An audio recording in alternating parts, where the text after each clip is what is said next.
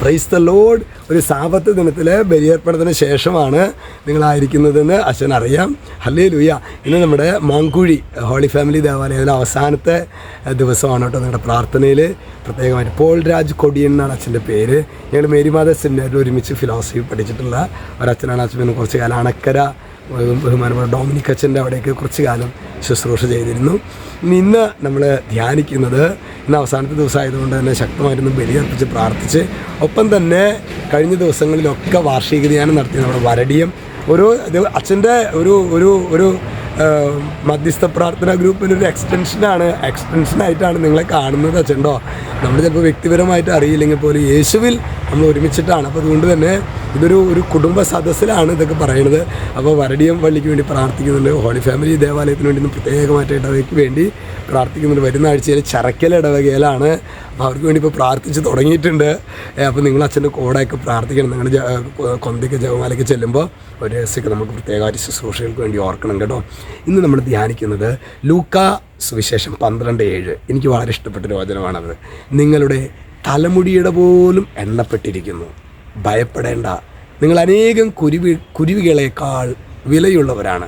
ഞാൻ ഈ കാര്യത്തിൽ ഞാൻ ഈശോയ്ക്ക് വലിയൊരു ഭാരം കൊടുക്കുന്നില്ല. കാരണം എൻ്റെ തലമുടി എണ്ണാനായിട്ട് കുറച്ചുകൂടി എളുപ്പമാണ് ഈശോയ്ക്ക്. എന്താ സഹോദരങ്ങൾ അതിൻ്റെ അർത്ഥം? അതായത് ഈശോയ്ക്ക് നമ്മെക്കുറിച്ച് വ്യക്തമായൊരു പദ്ധതിയുണ്ട്. അതാണ്, അല്ലാണ്ട് തലമുടിയുടെ കാര്യമല്ല അവിടെ പറയണത് അല്ലേ.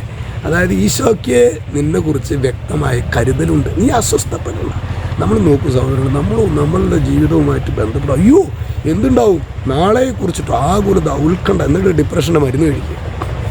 ഇതെല്ലാം ഇപ്പോൾ ചെയ്തുകൊണ്ടിരിക്കുന്നത്. ആർക്കാ പ്രിയ സഹോദരൻ നാളത്തെ കൺട്രോൾ ആർക്കാ ഉള്ളത്? നമുക്കൊരാൾക്കും ഇല്ലേ. അപ്പോൾ വെറുതെ ഉത്കണ്ഠ മൂലം ആയുസിൻ്റെ ഒരു ദൈർഘ്യമെങ്കിലും കൂട്ടാൻ പറ്റില്ല എന്ന് ഈശോ തന്നെ നമുക്കറിയാതെ നടക്കുന്ന കാര്യമല്ലാണ്. അതുകൊണ്ട് ഒരു ഡിവൈൻ പ്രോവിഡൻസ്, അതാണ് ഈ വചനം. നിങ്ങളുടെ തലമുടി ഇഴ പോലും എണ്ണപ്പെട്ടിരിക്കുന്നു എന്ന് പറയുമ്പോൾ അത്രയും നിസാരമായൊരു കാര്യം പോലും രേഖപ്പെടുത്തിയിരിക്കുന്നു. അത്രമാത്രം നിന്നെ കരുതുന്ന ഒരു ദൈവത്തിൽ എന്തുകൊണ്ടാണ് നീ ഒരു ഡിസ്ട്രസ്റ്റ്, അതായത് ഒരു വിശ്വാസമില്ലായ്മ നീ എന്തുകൊണ്ട് വളർത്തിയെടുത്തു? വളരെ കുറ്റകരമായ ഒരു അനാസ്ഥയാണ്. അതുകൊണ്ട് തന്നെ ഇന്നത്തെ ഈ ആശീർവാദം നമ്മൾ സ്വീകരിക്കുമ്പോൾ ദൈവമേ, ഞങ്ങൾക്ക് യേശുവിൽ ഞങ്ങളതുപോലെ കരുതുന്ന, ഞങ്ങളുടെ കുഞ്ഞു കാര്യത്തിൽ പോലും അതീവ ശ്രദ്ധ പുലർത്തുന്ന യേശുവിൽ ഞങ്ങൾ പോലും അറിയാതെ പിശാച് നട്ടിട്ടുള്ള ഒരു അവിശ്വാസ പീഡ ഇന്ന് ഞങ്ങൾക്ക്, അതുകൊണ്ട് തന്നെ ഞങ്ങളുടെ ബലിയർപ്പണങ്ങൾ യാന്ത്രികമായി, ജപമാല കുടുംബ പ്രാർത്ഥന യാന്ത്രികമായി, നോമ്പ് ഉപവാസം യാന്ത്രികമായി. കർത്താവേ, ഈ ചെയ്യണ കാര്യങ്ങൾ ആത്മാർത്ഥതയോടെ ചെയ്യാൻ, വേറെ ഒന്നും വേണ്ട കർത്താവ്, ചെയ്യണ കാര്യങ്ങൾ ആത്മാർത്ഥതയോടെ ചെയ്യാനായിട്ട് ഞങ്ങളെ സഹായിക്കണമേ എന്ന് നമുക്ക് പ്രാർത്ഥിക്കാം.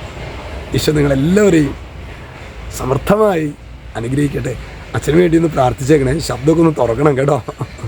രക്ഷിതാവായ യേശു ക്രിസ്തുവിൻ്റെ നാമത്തിൽ ആശീർവദിക്കുന്നു, ഇപ്പോഴും എപ്പോഴും എന്നേക്കും. ആമേൻ.